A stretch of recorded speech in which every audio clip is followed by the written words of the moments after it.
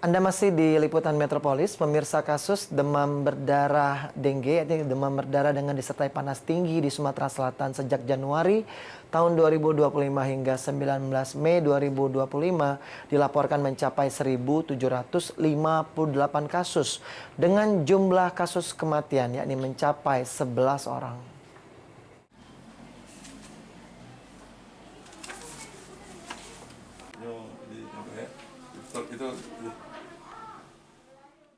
Berdasarkan data dari Dinas Kesehatan Provinsi Sumatera Selatan, Bidang Pencegahan dan Pengendalian Penyakit P2P, kasus gigitan nyamuk demam berdarah dengue atau DBD di Sumatera Selatan hingga tanggal 19 Mei 2025 tercatat ada sebanyak 1.758 kasus.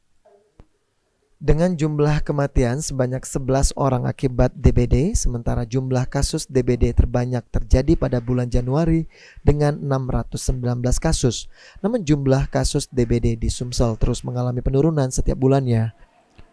Kepala Bidang Pencegahan dan Pengendalian Penyakit P2P Dinas Kesehatan Provinsi Sumatera Selatan, Ira Primadesa Ogatia, mengatakan kasus DBD sendiri salah satunya dipengaruhi oleh musim pancaroba, sehingga perkembangan nyamuk DBD semakin meningkat. Untuk masyarakat Provinsi Sumatera Selatan, kita menghimbau tetap laksanakan 3M+, juga tetap jaga daya tahan imun kita sendiri.